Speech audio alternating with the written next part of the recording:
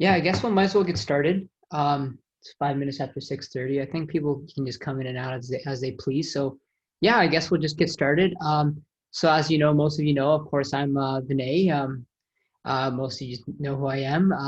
Here's my email here, vinayverma@gmail.com.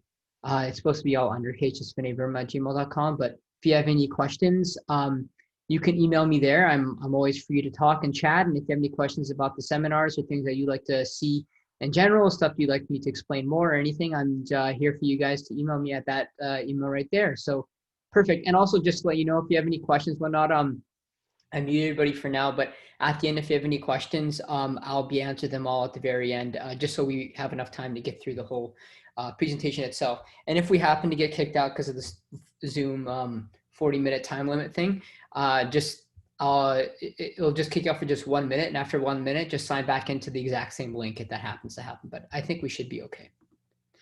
Okay, so this is the overview, the general overview. So I'm going to go over right now. So the session today is healthy eating and carbs does not equal fat loss. So each session is centered on a specific myth that we're going to debunk together and take the information we've learned to debunk all these myths one by one. Now, a few things about this. First things first is that there's only 10 sessions here. By no means do I only intend to have only 10 sessions. I intend to have many more than that, but this is just so you guys can digest and just see just right now, okay, like how are the next 10 ones going to look like?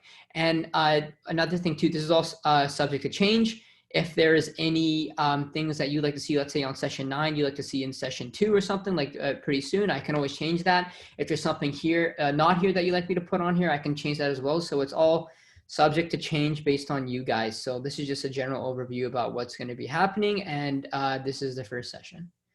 So healthy eating, carbs do not equal fat loss. So of course, who am I? Most of you guys know who I am. So I went to University of Western Ontario, or I continue to go there. Double major in physiology and interdisciplinary medical sciences. Subject areas of study include physiology, pharmacology, medical biophysics, anatomy, microbiome, and cell bio and psychology. Of course, I'm taking many more courses in many more disciplines than this, but these are just some of the courses I'm most comfortable with. And of course, sports, play basketball, soccer, and rugby throughout my life. And I love fitness, nutrition, and bodybuilding and weightlifting. That's why I'm here. So the general framework, everything I kind of already talked about this. So about each session centered around a myth. And then there's background info that I want to basically start off with so we can get an idea about why the myth is wrong. And then apply that information to the background section and then go from there. And at the very end, I have a recipe. Every week will be a recipe of the week that I would like to kind of bring upon at the end of the session, because it's always good to have a few good recipes that taste great, are low in calorie and high in volume, and are very satiating. So I'm going to bring that up every week at the end of every session. And if you have any questions, that's going to be at the very end too. So any questions for me about the material, anything you'd like to see me explain more in detail, I'm happy to do that. So now, so let's hop into the actual session itself. So like I said, I'm starting a session with the background information. So what I want to talk about is, where does your body get energy from? So if you want to lose body fat and if you want to get better in shape, this question is integral to understand. Mainly because there are 3 main sources of energy that our body uses to stay alive. The first is glucose and carbohydrates. So if you are not aware here, so these are a chain of glucose molecules. Each one of these is a glucose molecule. And basically, like, glucose is just a type of carbohydrate. There's many different types of carbohydrates, but glucose is the main one that our body uses for energy. And in fact, we store glucose in places like our liver, our skeletal muscles, and our muscles, for example, use that glucose in the form of something called glycogen. So these glucose molecules can get stitched together in this chain of stuff called glycogen.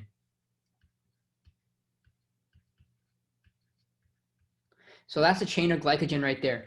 So what happens is that glycogen can get stored in our skeletal muscles and get stored in our liver.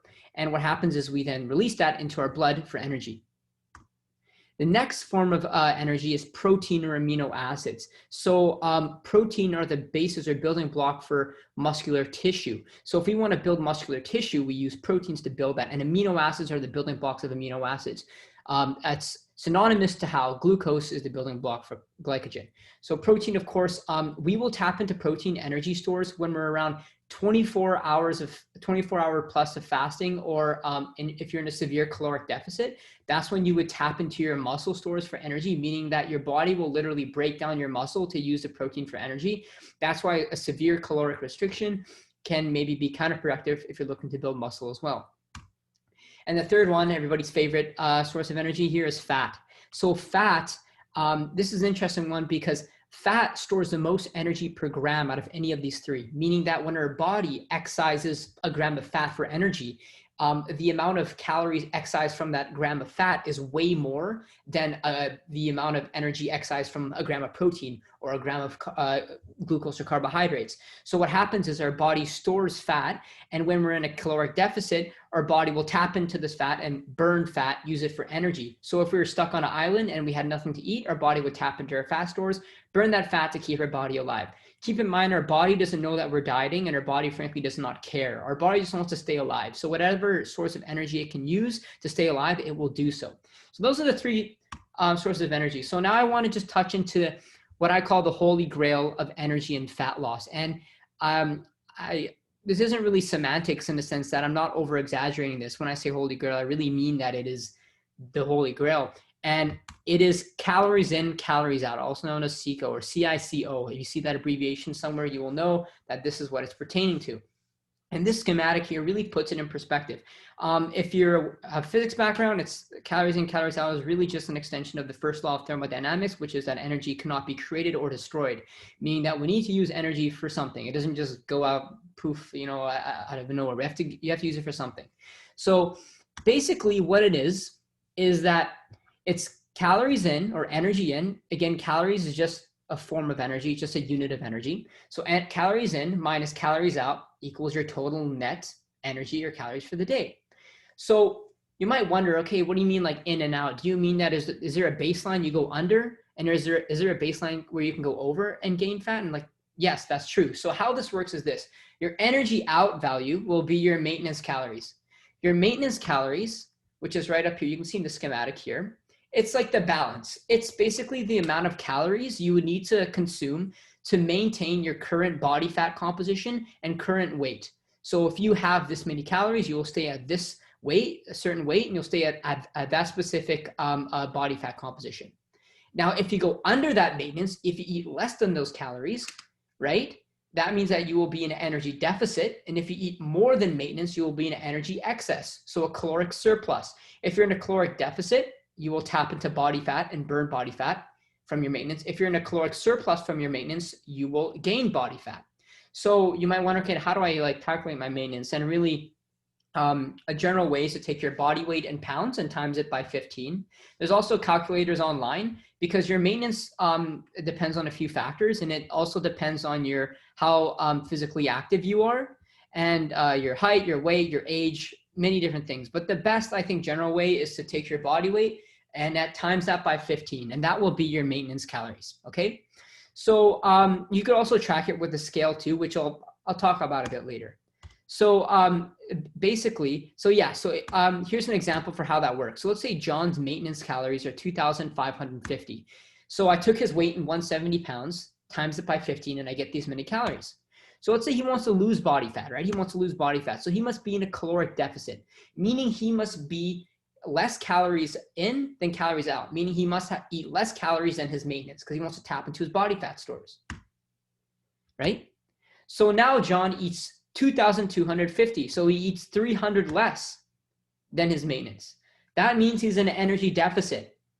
And what will happen when your body's in an energy deficit? Does the energy just go out of nowhere? No, our body needs to get that energy from somewhere, and it'll get that from your body fat. So if you want to lose weight, being in a deficit of 300 to 500 calories under your maintenance is your best bet.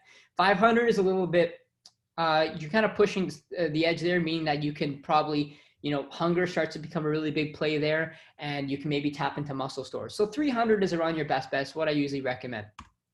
So, but notice here how I say eat less calories, right? Less calories, not less food. There's a difference. So usually a lot of trainers, and normally they'll say, hey, you just need to eat less food, go on a diet.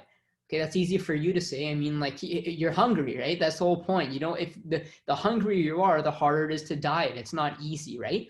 So this is why you need to understand the principle of calories, because what that means is that if you understand calories, you can eat the same volume of food, but just less calorically dense food. So let's say I like to have a whole bowl of eggs in the morning for my breakfast.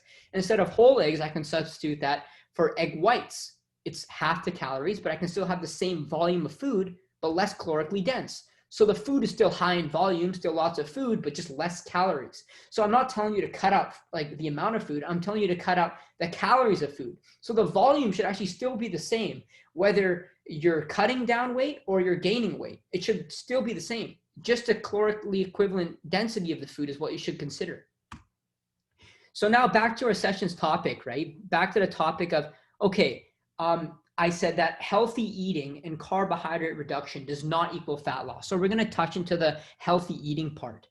So this is a group of healthy foods you can see right here. These are all healthy foods. By most standards, people would consider these foods to be healthy. And I'm going to go from left to right here, from the top left, and kind of just talk about one by one how each of these healthy foods are really high in calories and are the reason they're putting you in a caloric surplus and thus making you gain fat. So the first one is our best friend here, olive oil. Now, all of you guys, I know a lot of people put olive oils on their pans when they're making anything. Please stop doing this.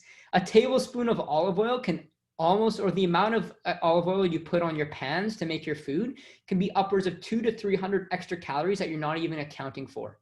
So you can imagine that if you were cutting and if you wanted to lose calories and you were not tracking your olive oil portions, if you thought you were eating under 300 calories, but then you seemingly insignificantly put 400 calories worth of olive oil into your food, you would now be in a caloric surplus of 100 calories. So you inadvertently are gaining weight without yourself knowing.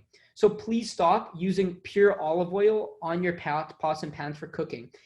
Of course, you need oil to cook food, which I understand. So use cooking sprays like no-name cooking sprays, PAM. Spray it for just 1 second, and you're looking for around, that's 8 calories as opposed to 300 calories. You can see how it's quite a big difference. So let's make smarter choices in that sense. So olive oil, get out of here. We don't want that. So the next one is nuts. So nuts are very high in fat content. Yes, it's healthy fats, but it's calorically dense, meaning that, like I said, fats carry a lot of energy, and very rarely will someone sit there and have one cashew. Most people will have a full bag of them, and that's what leads you to gain body fat easily, because they're very, very calorically dense, high in fat. So stay away from snacking on cashews and nuts. The third is peanut butter. Now, regular organic peanut butter, yes, it might be full of healthy fats, but you're looking around 200-300 calories for the amount of serving, regular peanut butter serving you put on a general toast, meaning that it's very high and dense in calories. A great alternative to the peanut butter is what I have here. It's peanut butter powder. So it's called PB2 Fit, and it's called PB and Me. You can find them at most of your grocery stores. This is peanut butter powder, meaning that for the same amount of peanut butter there, I just take the powder out, I put a little bit of water in it, I mix it. This is around 60 calories for like 2.5 tablespoons. So that means for the amount you're putting on your toast there, it's like 200-300 calories. And if you're using powder, which tastes the exact same, by the way, is 50 to 60 calories. It's a no-brainer. It's way lower in calories. It's going to save you on potentially gaining body fat. The next one, so don't use pure peanut butter from the store. Get it in powder form. The next one is rice. If you're trying to lose body fat, rice is not for you, meaning that it's so easy to overindulge in rice, and it's really calorically dense. And given the average rice that people eat per servings, it's probably the reason it's making you gain fat. So please stay away from rice if you can, if you're trying to lose body fat. It's very calorically dense, high in calories, pure carbohydrates, nothing else. So therefore, it's very high in calories. Next one is pasta. Pasta as well. For your average pasta dish, you're looking at the caloric equivalent of a McDonald's quarter pounder, a large fries, and a soda. And if that's not including your olive oils, right, and not even including your pasta sauce, if you include that, you can maybe throw in a small McDonald's apple pie as well to there. So you can see how the caloric equivalent of a pasta dish can really hurt you. And the last one here is juices or fruit juices, or a place like Booster Juice or pure fruit juice. Yes, it's pure fruit, but it's unhealthy in the sense that any liquid calories, to be honest. So do not drink your calories because it's not going to make you more full, and it's just going to make you gain weight and gain more calories in the process.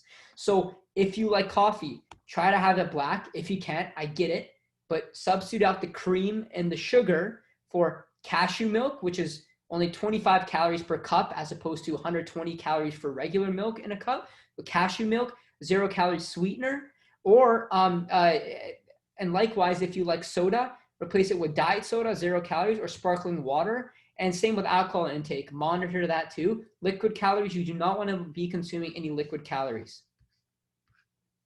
So get rid of that. So that's kind of some examples of healthy foods that can be seemingly, really good and have a lot of benefits, but realistically, they cause a lot more harm than good. And I want to talk about the word healthy. Is it just arbitrary? So I want to bring up my good friend Paracelsus here. So if you know about the discipline of toxicology, toxicology is a study of what makes drugs toxic. It's a branch of pharmacology, and essentially one of the founders of toxicology was Paracelsus here. And by the way, if you've seen shows like CSI or stuff like that, they have a toxicologist report if someone passes away if they OD. That's what that is. It's basically studying the toxicity of drugs. So he said a good quote here, and it's that all things are poison and nothing is without poison. Only a dose makes that a thing is no poison. That's a fancy way of saying nothing is really inherently poison. It's the dose of that thing that makes it poisonous. So here's an example. Let's say I were to drink a cup of paint thinner. That's probably not going to end up well for me. I'm probably going to end up in an ER and not going to be doing so well. If I drink a cup of water, though, I'll be fine. So you might say, okay, paint thinner is more toxic than water. But you can die from water as well. If you ingest a high enough dose of water, you've probably seen on the news people have passed away from drinking too much water. You can pass away from drinking too much water as well. So at high enough doses, water can become toxic as well. It's just that the dose for paint thinner to become toxic is less than water. So this directly translates to food as well. So let's say I have chocolate and spinach, right? Now, let's say 100 calories of chocolate is much less than 100 calories of spinach. But if you eat enough spinach, it can also equal a lot of calories and also make you gain weight. Likewise with chocolate, you can also eat a certain amount of chocolate that won't make you gain weight. So stop categorizing things as healthy, unhealthy, or unhealthy. What makes something healthy or unhealthy, like just as saying toxic and non-toxic, is the amount of it you use. If you were to maybe ingest a small little bit of paint thinner, nothing would really happen to you. Likewise, if you were to ingest a very small and a regulated amount of chocolate, you will not gain weight. But if you eat unregulated and are not aware of the dose or the amount you're eating, then you can gain weight. So nothing is inherently healthy or unhealthy. Just you have to monitor how much of something you're eating. You can still have your chocolate, but just make sure you're monitoring how much of that you're eating. You can still, of course, spinach is great too, but don't also go 100% to town. It's very plausible to eat over in calories of spinach too if you don't monitor how much you're eating. So it's the dose or the amount of the thing that makes it unhealthy, right? Remember, it's a calorie game, calories in, calories out, not categorize things as healthy or unhealthy. So you can think of calories as a bank account, meaning that let's say you have $2,000 to spend. However you choose to spend that money is up to you. Just make sure you hit under that, make sure you don't go over 2,000 bucks. It's that easy. So therefore, calorie deficit equals weight loss. And being healthy does not equal weight loss. Being in a calorie deficit is weight loss. So something called the chocolate theory, meaning that, you remember our buddy John, I told you his maintenance was 2,550 calories, and he ate in a calorie deficit of 300 calories. So he's at 2,250 calories. If John ate in a calorie deficit, but he ate pure chocolate, he would still be losing weight. He would lose weight if he ate pure chocolate all day, but he was in a calorie deficit. So if he ate in a calorie deficit of 300 calories, but he ate purely chocolate, he would be losing weight. So it doesn't matter about the food you're eating. It just matters how much of it you're eating. If he tracked his calories and saw, oh, I ate 2,250 calories of chocolate, and he ate in a calorie deficit, he would lose weight. He would lose body fat. So that's what I want to put in perspective to you, how much calories is the overarching factor, not so much the food itself. Now, how about carbs, right? I said carbs also, reducing carbs also doesn't make you lose weight. So let's take a look into that. So we need carbs for efficient muscle and brain function, right? I told you that, in fact, our brain actually only runs on glucose, only runs on carbohydrate. And our muscles need to store glycogen for energy, to do things. So they're very important just for our lives. So then this kind of ties into the keto diet. Of course, I guarantee all of you have heard about the keto diet or have had experience with it. And it's quite the fad nowadays. And it's basically a lot of individuals try to go on it. And basically, I will talk about what I think of it and why basically it shouldn't be used, quite frankly. However, it has its place. If you are a type 2 diabetic and prescribed by your physician to go keto because you're hyperglycemic and have a high concentration of carbohydrates or high glycemic index in your bloodstream, then you use the keto diet. If you're type 2 diabetic and are prescribed by your doctor, use the keto diet. But likewise, you don't take Advil if you don't have a headache, right? Same thing. You don't go on the keto diet if you're not a type 2 diabetic. If you're not a type 2 diabetic, you don't go on it. First of all, it's not sustainable. Everything has carbs in it. You know, if you don't want to eat carbs and if you're a strict keto diet enthusiast, that means no going out to eat to restaurants. That means no birthday parties and cakes. That means, basically a lot of things, everything has carbs in it. You can't do it, or it's very hard to keep that lifestyle up. However, how about this? If you go into keto diet, you will lose weight. You actually will. If you go on a keto diet today and you wait a week, you'll probably lose maybe 5 to 10 pounds in 1 week. You might be thinking, well, Vinny, then like, why am I saying keto diet's bad? You just said it's bad, but then you're saying you're losing weight. Keep this in mind. Our bodies are 70% water, and per gram of carbohydrate or per gram of glycogen we store 3 to 4 grams of water. That's a 4-to-1 ratio of water to carbohydrate. So the weight you're losing from the keto diet is not body fat, it's water weight. So if you're losing 10 pounds in a day or in a few days, that's not from body fat. You got to be in a calorie deficit to lose body fat. You're just losing water. You're losing body water, pure body water. You're not losing any fat. So then what's the point of it? You might say, well, Vinay, I look thinner. I look, less bloated. Well, that's just because you lost water, right? So you're basically dehydrated. You might say, oh, but there was someone I know also, she lost body fat, or he or she lost body fat. Well, they inadvertently ate in a calorie deficit. And one of the hallmarks of keto diet is because it's zero carbohydrates, it's all proteins and fibers. And protein and fiber are very satiating macronutrients, meaning that if you eat those macronutrients, you will be very, very full. So it just happens to be that because those individuals are on a keto diet, they're eating high protein because they don't frankly have any other choice. They can't eat carbs. They're satiated because protein keeps you more full than other macronutrients. They're satiated, or if they're not hungry, they're not going to want to eat. They don't eat so much, they're in a calorie deficit. So it's a calorie deficit that makes you lose fat. This does not make you lose fat. It just makes you lose water and makes your life a bit tougher. So overall, calorie deficit equals fat loss. That's it. That's simple. That's it.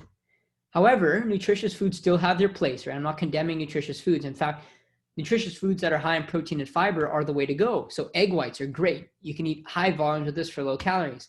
Spinach, same thing. Fish, like cod, tilapia is great. Chicken, steaks, keep your steaks in there. High protein, lower in calories compared to other things. And yeah, essentially foods high in protein, high in fiber, and low in fat. So look for foods that have a low fat option and foods that are higher in protein and higher in fiber, and you'll be good. So now, recipe of the week time. This is, it's a protein French toast recipe. I eat this recipe almost daily. I love it. It's only 550 to 600 calories, and that's including all the toppings of syrup and whipped cream and everything.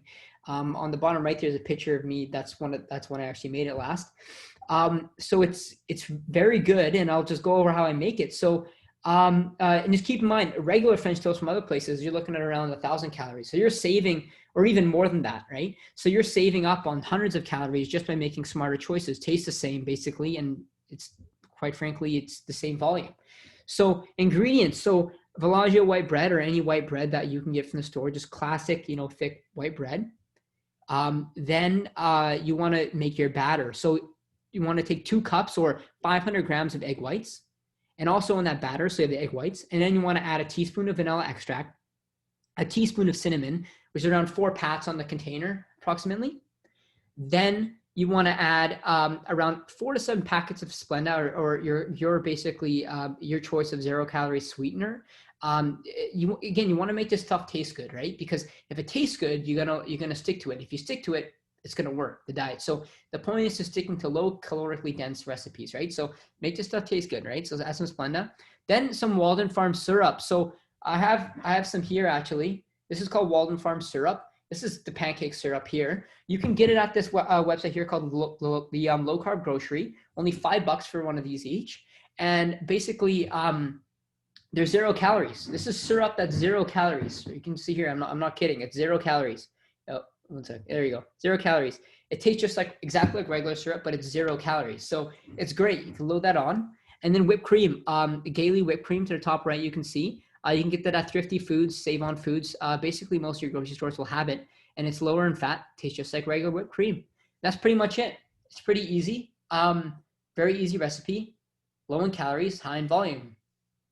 And that's for and this is for 4 pieces of French toast. I didn't specify that. 4 pieces. So that's quite a big meal. So now, yeah, if you guys have any specific questions, I'd love to answer your questions now. Specifically, in this sense, I for next week, I want to use the same Zoom. And give me one moment here. Let me just, same Zoom link. And the next week, I'm actually teach you how to track your calories. So it's a very important session.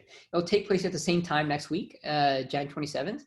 And my YouTube channel is also linked right here. So that's where I'm going to post the recordings of each session. So if you or someone you missed, missed the session, they want to see it, you can link them to this channel. And if you really want to rewatch things or see certain slides again, you can do that. So so you guys have any questions right now, you're free to ask them.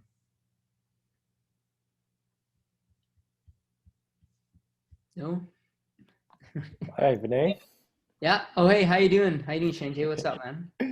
Not bad. Yeah, so a really good presentation, really informative. Thanks, man. So my question is, if I want to gain weight, do I just eat more calories than I should? Yes, exactly. So if you want to gain weight, you have to eat a caloric surplus. So I'll go to the back to the slide here. That's a great question because I was kind of pertaining it to losing, but gaining is also the same principle. So if you want to gain weight, you must eat in a caloric surplus.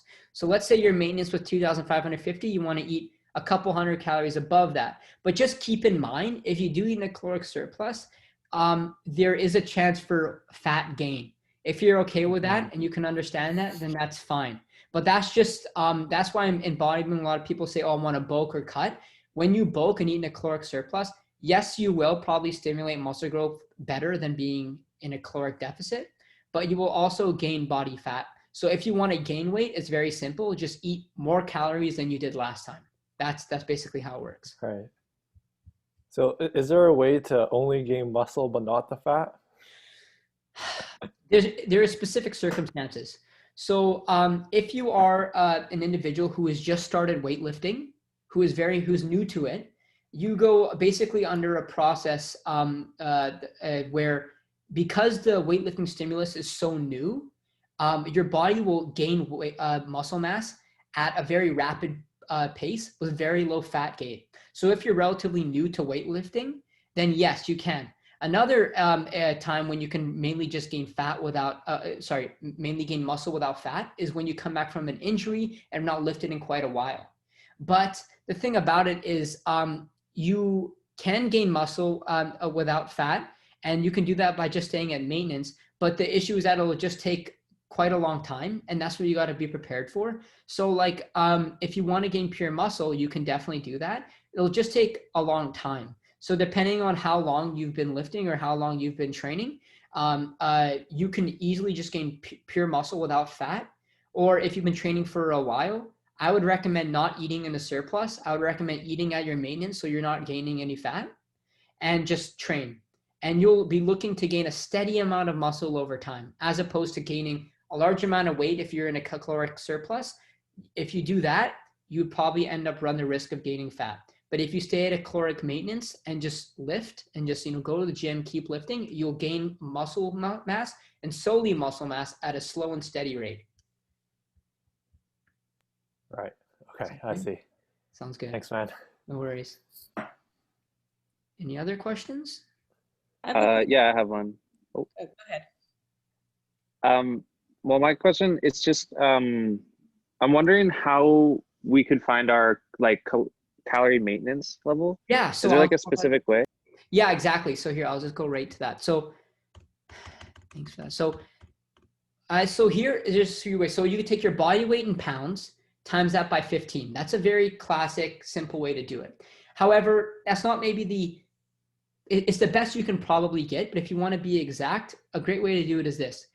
Wake up every morning before you eat, right after you wake up, go to the bathroom and then weigh yourself on an empty stomach. Take that weight. Then track the amount of calories you eat for that day, and then check your weight again over around 7 days. If your weight stays the same, then okay, I'm eating at a maintenance, meaning that what I'm eating for every day, it means, okay, I'm maintaining that weight. If your weight seems to go up, okay, you're probably eating above maintenance. If your weight seems to go down, okay, I could eat more. But a general way I would do for starters is just take your body weight in pounds right here and multiply that by 15. That's probably your best bet. There's also calculators online, but quite frankly, they're not that accurate. So I would just take your weight in pounds, times that by 15, and then track your weight every day and see if you're going up or down. And then once you do that, you can come to a better consensus. But I would just start with taking your body weight in pounds and timesing that by 15. Sweet, man. Thank you. No worries. Does someone else have a question before? Or? Renee, I have a question for you. You talk about tracking calories. How are you tracking calories? Are you using an app to track? Exactly, and that's what I want to go over next session, so next week. So this week I just didn't want to saturate everyone too much and just kind of wanted to go over what foods to stay away from, what you should keep in mind when you do eat. So I just kind of give you some preliminary info now, but next week is when we're going to go over exactly how to track. And just to give you an idea, the app you use is MyFitnessPal. It's all one word, MyFitnessPal. It's free. It's what I use. And it's very simple to track. And next week I'm going to go over step by step about how to track, what things you will need to track. Just quick disclaimer, usually to have a good solid tracking, all you need is a food scale, usually a measuring cup, like one of those Pyrex cups that measures out 1 cup, 3/4 cup and such. You probably will have them at home. And then your phone, your tracking app. And that's pretty much it. But next week, we're going to go over the specifics of how to track things exactly. And that's why it's a really important session that I really want to go over. But this week, I just wanted to kind of outline which foods maybe we should start staying away from, because if you have an idea about which foods to look out for, which foods to stay away from, there's a better chance that your caloric intake is going to be lower without you even knowing it.